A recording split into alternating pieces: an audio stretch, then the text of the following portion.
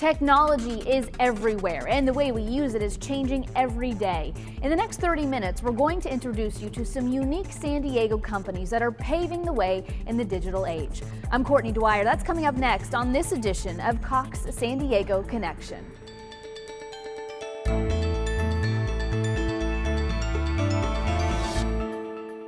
Welcome to Fab Lab, a special little spot here in East Village. Our first guest today, Katie Rafters, the director of Fab Lab. Hello, welcome. Hi. Thank you so much for being here. Thanks for having me. I took a moment to kind of walk around, check some things out. What a fascinating place this is. You're the director. What exactly happens here at Fab Lab? Well, a lot of things happen here. It's actually a really interesting place to get to work and interact with people. We have an amazing community of people from a large mix of backgrounds. It's a very interdisciplinary space. We have adult entrepreneurs that are heading startups or starting in the process of building a startup who come here to create prototypes or to meet other community members that might help basically push their team forward and help them in their process. And then we do a lot of outreach and we work with a lot of students, a lot of younger students, all the way up through college and post-college. Who we basically help with everything from workforce skill development all the way to just making sure they're excited about science and technology. And when you say workforce development, we're talking about paving the way in the digital age. Talk about how exciting it is to have a place like this in San Diego. A lot of people unfamiliar with what you guys are doing and the tools you're giving people to, really lead the way when it comes to technology. Absolutely. So we work a lot with young adults who might be trying to find their path, and we help them. Basically, we're a gateway. We help them find that pathway because we are low barrier to entry. We're an access point. We make things accessible and even fun that might otherwise be a little bit scary or daunting to learn. And so we work with wonderful partners such as the local community colleges and other universities to help actually take students who might not be sure what direction they're going to go and make sure that they have a skill that they can actually take into the real world. How did you get involved with Fab Lab? I was very lucky. In 2007, I was working as a part of a small local nonprofit, and we were really focused on the idea of bridging the digital divide and working with digital media. And we were essentially granted through an NSF program the ability to be trained by MIT, by the Center for Bits and Atoms, in digital fabrication. And we were set up with some of the sort of core components that helped us create a lab. And from there, it was really out into the wild and the crazy experiment of actually seeing what that meant in the community in San Diego. What do you love most about being here and seeing the ideas come to life? And really, technology changing on a daily basis. Yeah. What is it like in here for you on a daily basis?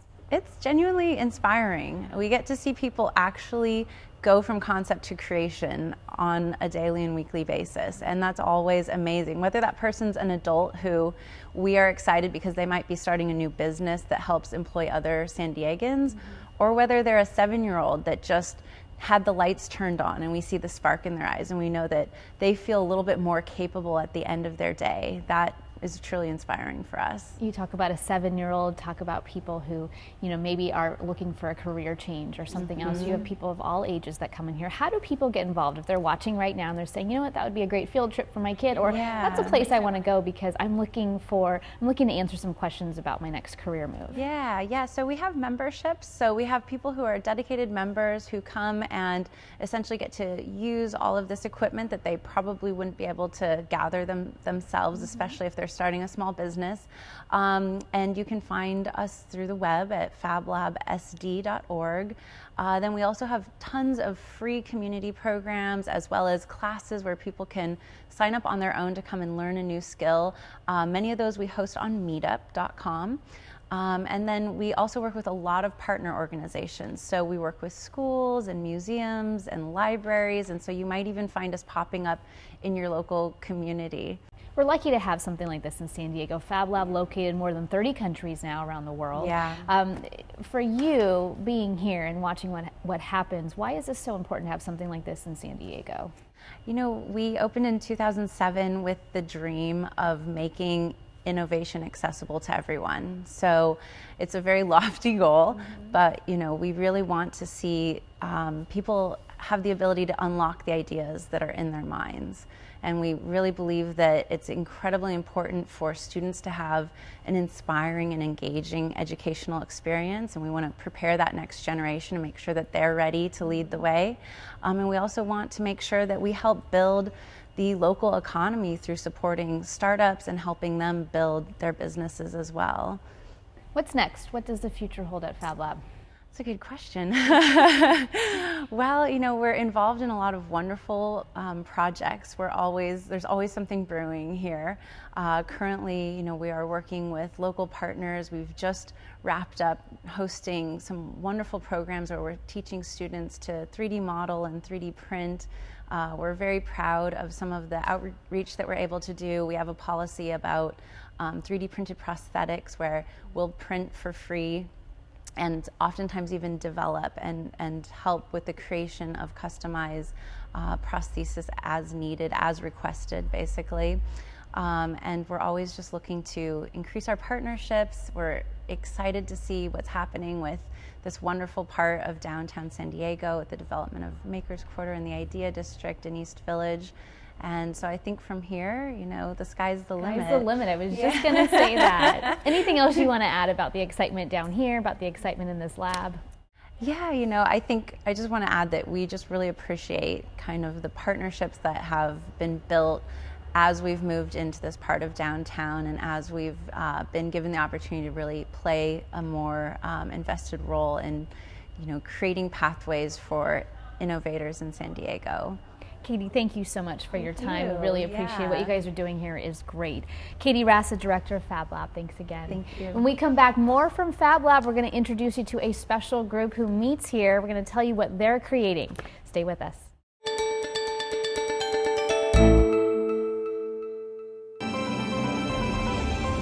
I'm Audra Stafford with Broadway San Diego. An enchanting new production of the beloved classic, The Wizard of Oz, is headed here to the San Diego Civic Theater. We're off to see the wizard, the wonderful Wizard of Oz. We hear he is a whiz of a whiz, if ever a whiz there was. Developed from the ever-popular MGM screenplay, this production contains the beloved songs from the Oscar-winning movie score, all the favorite characters and iconic moments, plus a few surprises along the way. Ding dong, the witch is dead, witch oh witch. The Wicked Witch! This production features all of the classics, plus new songs by Tim Rice and Andrew Lloyd Webber. I know I hold sway over all I survey, but I now need a much bigger deal. Get ready to click your heels together and join Scarecrow, Tin Man, Lion, Dorothy, and her little dog Toto as they journey through the magical land of Oz to meet the wizard and obtain their heart's desires. For more information, visit BroadwaySD.com.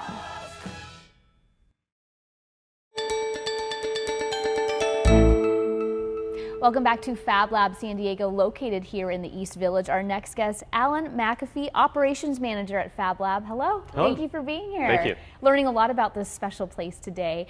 Tell us a little bit about what you do here. So I help run the operations here at the lab, make sure the machines are up, people are aware of the safety structure, and creating the online community that people can connect to when they're not here to help work on projects or answer questions that they have. When you are in here and you're kind of watching everything come together, what is it like for you to work at a place like this, and how did you get involved? This is one of the most stimulating environments I've ever worked in.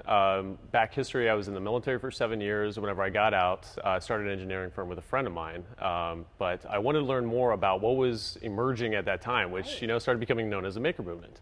And instead of hacking by myself in a garage with my best friend, I needed to find a group of nerds and geeks to help me along the way and teach me the things I didn't know. So that's whenever I found Katie and Fab Lab. Math, science, engineering, those are three words we are hearing so much now. It doesn't matter if you're 7 years old, doesn't matter if you're 70 years old. This is a place where people can come together and kind of come up with ideas, come up with things that are fascinating to them and maybe can help the outside world.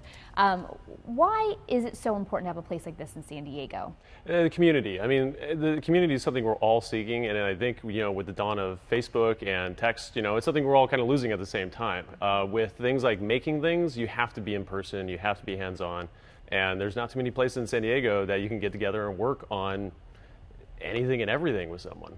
You lead a special group that's doing something huge right now. Tell us about that and what makes you so proud to be here and doing this with them. Okay, so the group that we're talking about is the prosthetics team here at Fab Lab. We develop prosthetics, low-cost prosthetics for humans and animals. Actually, the animal part's a new program that we're launching. We're making a prosthetic leg for a cat called Sophie the Bionic Cat.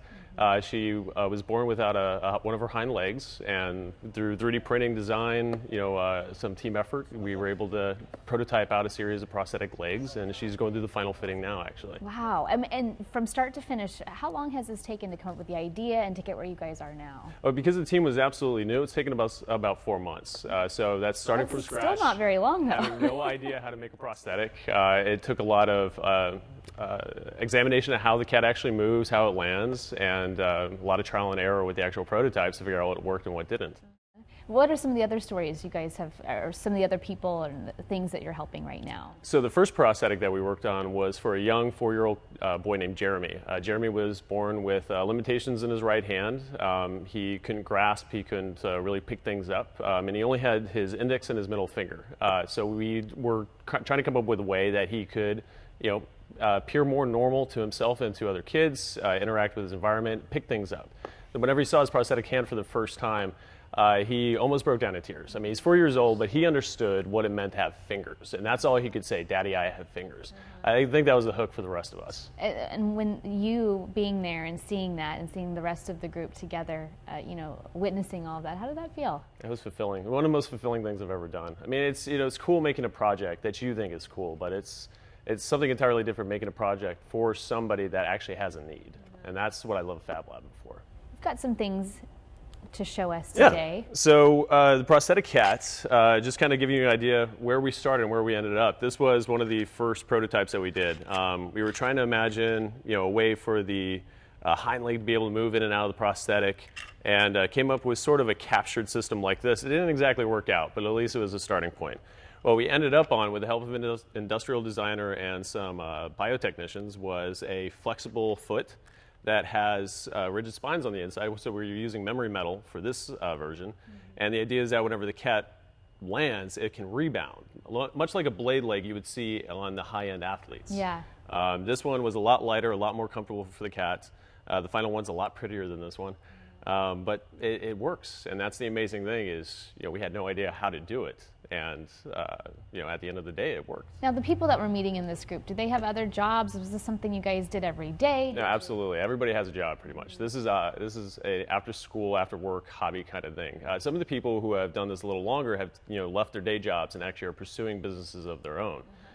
In design, electronics, things like that. Wow. For the rest of the team, we have a range of people, including an industrial designer, a professional modeler, some biotech professional from biotech firms up in La Jolla who understand the biology behind these kind of augmentations. So it's a diverse range, and not everybody's a seasoned pro. We have a lot of new people, a lot of people who don't have background in this kind of thing, who are just here to learn. Yeah, and just probably to come watch and listen and see what you're up to. You have another prosthetic there. So this is the famous hand that's out on the market right now. This is the Robo Hand. So this is the $15 prosthetic hand that anybody can print. All you need outside of the plastic are a couple pieces of elastic cord and some Velcro. So this is a scaled up version of what we printed for Jeremy, and what we would print for pretty much anybody with an above the wrist or amputation. The next project we're working on is what we call a myoelectric arm, which has sensors that actually go to muscle groups for people who have below the wrist amputations. And in that one, you'd squeeze your forearm and it would actually articulate a robotic hand. Wow. Now, something like this, there's a lot of documentation online. Anybody could get involved in this project, but a local company, Robo3D, is actually producing a kit that will ship with all of the extra hardware plus the actual 3D printed file that you need. So for $20, you can go ahead and pick yourself up a pre-made kit and get involved even faster. Wow. And now this group is part of the Enable program, which is a worldwide program dedicated to just the prosthetics movement around 3D printing. So this easy way to get involved. And anything else you want to add? Anything else you want people of San Diego to know about this place, about what you guys are doing? For myself, I grew up learning how to build. My dad was very much big into that. I'm sure a lot of people's dads are. But this kind of group was one who really took me over the next horizon to give me some real confidence in myself and what I can make. And I encourage anybody else who has even just an inkling out there to learn how to make their own stuff to check us out and come on down and learn. As Katie mentioned, a lot of our programs are free, and everybody's invited on Saturdays to check the space out and see what we're working on. Awesome. Well, Alan, thank you so much. What you are doing is pretty remarkable. You guys should be proud of it, and thank you so much for your time today. Thank you. Alan, the operations manager of Fab Lab. Hey, when we come back, we're going to introduce you to more special technology advances here in San Diego. You're not going to want to miss it. Stay with us.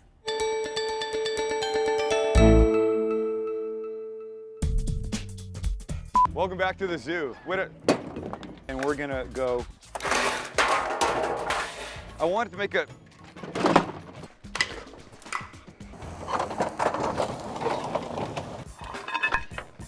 Boom! Table's on fire. The table's on fire? Yes. Look at the tablecloth. Oh, I see that melting, but is it still there? Yes, there's Wait. flames. Same old Sam, brand new shows. Can San Diego get any better? Not without you. More than 60 years ago, San Diegans decided to protect our lifestyle and keep San Diego clean, and we're not done yet. I Love a Clean San Diego brings the best in all of us together to make a positive impact on our region. The beauty of San Diego is in your hands, so roll up your sleeves and dive in. Let's keep San Diego clean together. Participate, educate, donate. I Love a Clean San Diego. Brought to you by Cox Communications.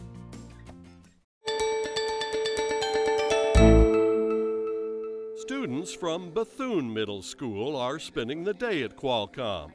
First stop, the World of Work room, where they'll learn about the company and explore career options. If you look out these windows, there are 45 buildings where Qualcomm employees are working. And at the heart of this company are engineers. And what do you think those engineers are doing? The question we often ask is, how does a child aspire to a career they don't know exists? So when we can make a career seem relevant to them, seem interesting, aligned to their interests and their values perhaps, that might get them more excited about school, it might get them more excited about doing well in school, and then hopefully one day we might actually be employing them here at Qualcomm. Who had a brand new career that they hadn't heard of before? Raise your hand. We want to do our part to expose students here in our area to the great careers of science and technology so they can get excited and hopefully be some of those students that we hire in the future. Now it's time to move into the Think-A-Bit Lab. Welcome to the Think-A-Bit Lab. Explore, wonder, be curious. A dedicated maker space that's part design studio and part science lab. So, first things first, let's go ahead and open up these boxes, yeah? Here, students will get real hands-on experience in engineering by learning about computer programming and working with code to create a robotic art project. We try to get them excited about engineering through diving headfirst into electronics and programming. And so what I like to do is I give them fairly basic LED circuits to build, and then from there we immediately go into opening an example of Arduino, which is a microcontroller. Go ahead and look at your Arduino board. Lift it up. Let me make sure we all can see that. Lift it up high. And then they get to manipulate that code, and then from there we actually start programming servos. And then that's the actual thing, the servo, which is a programmable motor. But the full rotation servo can go round and round and round. So you can program its direction, so you can have it go this way too, and you can program the speed at which it goes. I want their first impression of engineering to be wow.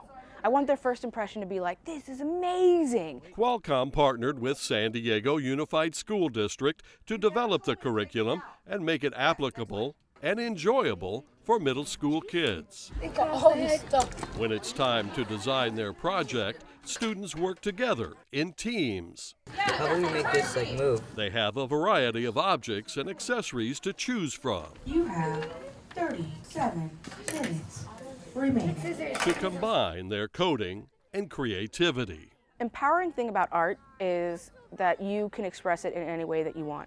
And that allows the child to navigate this challenge in a way that makes sense for them. So I kind of feel like it's the pursuit of science passion.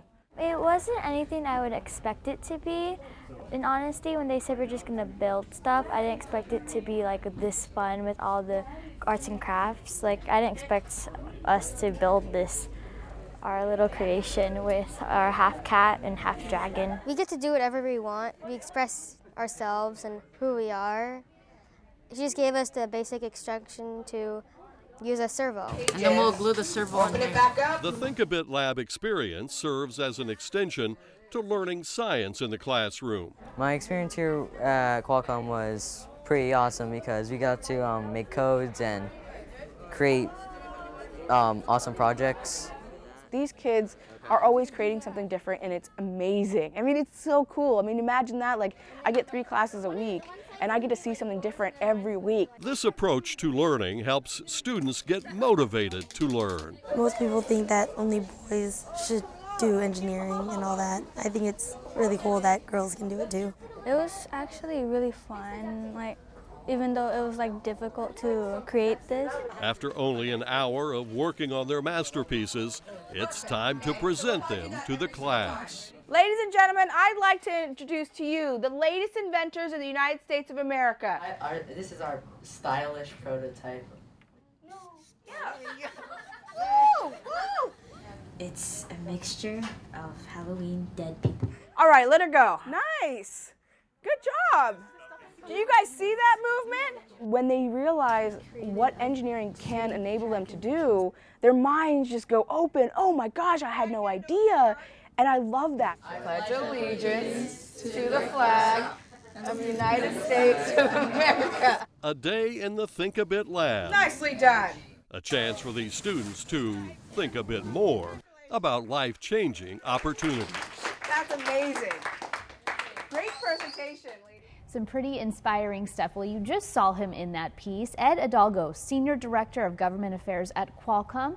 We welcome him today to tell us a little bit more about the new locations that have just opened here in San Diego, new Think a Bit locations. Well, thank you. It's great to be here. Yes, there are 3 new labs. There's one in Chula Vista, thanks to Superintendent Escobedo. There's one in San Diego Unified, thanks to Superintendent Martin at Lewis Middle School. And there's one in the North County at Vista Innovation Design Academy, thanks to Superintendent Devin Badichka. So we're very proud of those labs. We're excited that they're in place, and we're looking forward to seeing more labs in our region as well. Now, what went into creating these labs and putting them in these schools? Well, really the passion and interest from those educators. They wanted this. They had been thinking of labs. In some cases, they had some form of labs in place, but they really wanted to take it to a next level. And to partner with a high-tech company like ours, Qualcomm, really was going to put them on a whole new trajectory. You brought something special to show us, and there is a story behind this. I just love it. You got to tell us what this is. Yes, well, this is the type of robocraft that we build at the Think a Bit Lab. And so students that come in, 6th, 7th, and 8th graders, many of whom have never coded before,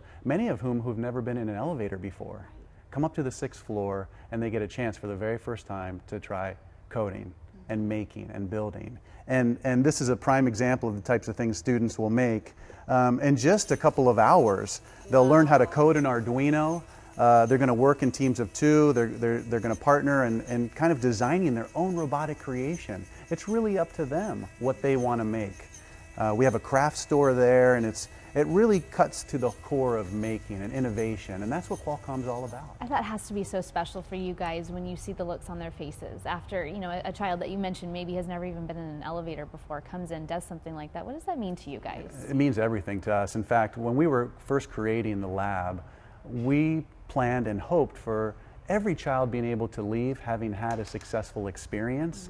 And that was a big ask at the beginning. There's no front loading to our program. Students come, again, in some cases not knowing what they're going to do that day. So when they sit down to the computer, when they open up their first kit and see the Arduino board, they're wondering, what am I going to do? But at the end of 2 hours or 3 hours, they've built a successful robotic creation through their coding, working in partnership with another classmate. It's inspiring for us and inspiring to the students and teachers. For a company like Qualcomm, you guys see technology changing daily, by the hour really anymore. Why is it so important for us to put focus on math, science, and engineering for our next generation? Yeah, it's a great question. And Qualcomm, 70% of our company, they're engineers. Software, hardware, systems test. You know, Qualcomm was started by an engineer, was founded by an engineer that is employing 31,000 employees around the globe. Inventors, scientists, technologists, they create jobs.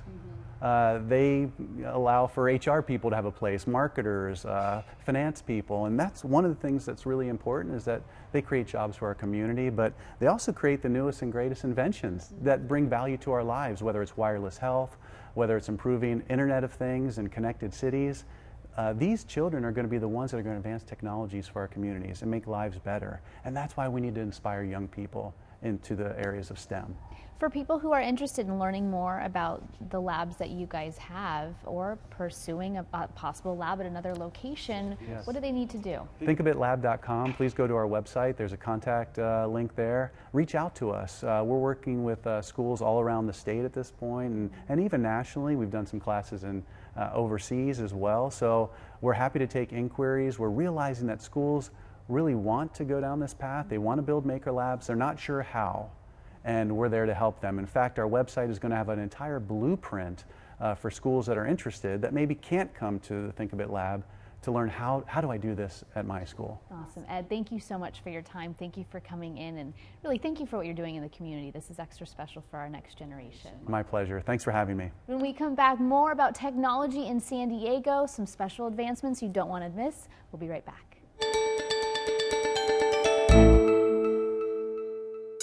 Do your children have what they need to succeed in school? Students with a computer and internet at home have a higher graduation rate than those without. And while more teachers assign homework online, having internet access at home is critical to the education and future of our youth. If your child is part of the National School Lunch Program and you have not had Cox Internet, you may qualify for the Connect to Compete program to get discounted internet service. Call 855-222-3252 or visit connecttocompete.org/Cox to apply. You know, the reception we've gotten from customers in the Poway Business Park has been nothing less than phenomenal. The fact that they now have options, and that's really what customers want, has really changed the game for all of the businesses here. And we really have been able to benefit from the partnership with the City of Poway to help us get here after years and years of really planning and working hard to make it happen. Well, we're real excited about switching over to Cox because they have more features, more benefits, faster internet, and my business is reliant on fast internet speeds for helping our customers quickly. We're in a quick business for turning around printing same day, next day, and downloading files, uploading files is critical for our business. Cox is not only helping businesses, it is also helping students access technology. Our next guest is Adriana Mendoza from Cox Communications to talk to us a little bit about Connect to Compete. This is extra special for Cox to be doing something like this. Tell us why you're here and what makes this so special for you. Hi, Courtney. Thanks for having me. Well, 5 years ago, Cox partnered with a national nonprofit, Connect to Compete, to offer low-cost internet service to qualifying families. And this will allow students to all have access to the tools they need to excel in school. And why did Cox feel that this was so important? Well, we know it's important for every child to have access to internet. And so by partnering with Connect to Compete, we're able to offer discounted internet service in the home for all families that qualify. Now, there is some new upgrades to Connect to Compete. Tell us about that. Well, we're in the 5th year of the program, and we're really excited to share how much it's grown. It's grown tremendously. We've connected over 144,000 individuals to the internet nationwide, and across the country, schools and nonprofits continue to partner with Cox to identify families that need access. Now, who's able to take advantage of this? So if people are watching and they're like, you know, this is something we want to get involved in, what do they have to do and who can take advantage of it? Yes, if a family has a child on the free lunch program, have not had Cox internet service in their home for the last 90 days, and do not have any outstanding debts with Cox, they may qualify. And then where do they go to get more information on this? It's very easy to apply. They can call toll free. The number is 1-855-222-3252. Or if they do have access to a computer, like at a library or a computer lab, they can do it online at connecttocompete.org/Cox. So what's next for Connect to Compete? Well, the program is just going to continue to grow. At the end of last year, we doubled the speeds to 10 megabytes per second, and we added in-home Wi-Fi at no additional cost for the families already on the program. Additionally, Connect to Compete customers will now have access to free Wi-Fi and over 400 Wi-Fi hotspots through the cable network. All right, perfect. Adriana Mendoza, thank you so much for being here. Thank you for your time, and thank you for what you're doing. Thanks, Courtney. That concludes this edition of Cox San Diego Connection. I'm Courtney Dwyer. Thank you so much for joining us.